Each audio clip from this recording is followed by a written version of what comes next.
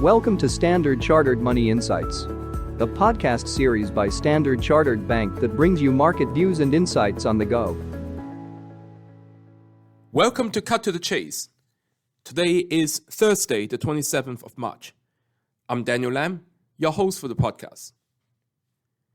Looking at the news of Mark Carney becoming the Prime Minister in Canada, I recall he was the guest speaker for our bank's client events back in the first quarter of 2023. He spoke about the structural shift in inflation. In the 30 years since the collapse of the Berlin Wall, the world was about integration, increasing efficiencies, leading to lower cost and pressure on prices. After that, the world began to become much more multipolar. Protectionism was once again on the rise. Barriers got set up. Supply chain got disrupted.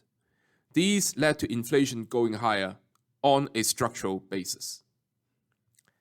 This environment is extremely challenging for central banks due to larger and more frequent inflation shocks.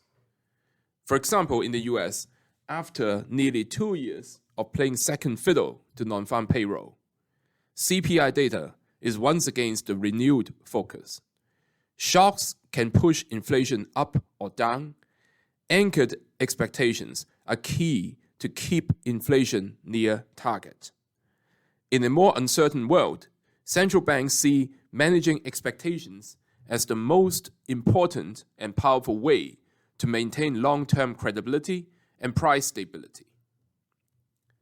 The years ahead will be more complex for investors, as inflation expectations and its leading indicators will matter as much as realized inflation. So this calls for increasing strategic allocations to inflationary hedges, so favoring gold when growth is weak and commodities when growth is strong. Now currently, the narrative of stagflation is lending tailwind to gold. For example, the March Conference Board Index fell for the fourth straight month to 92.9 from 100.1, with expectations hitting the lowest since 2013. So this sharp drop in consumer confidence adds to signs that a consumption slowdown may be coming that threatens both US and global growth. However, rising short-term inflation expectations, that is keeping central banks cautious.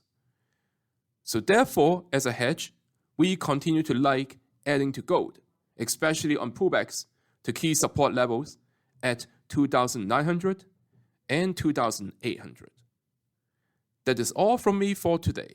As always, if you enjoy this podcast, please don't forget to rate and like it. Thanks for listening, and we wish you a happy day ahead. Thank you for listening to Standard Chartered Money Insights, a podcast series by Standard Chartered Bank. For more details, visit Market Views on the Go on our website or click the link in the description.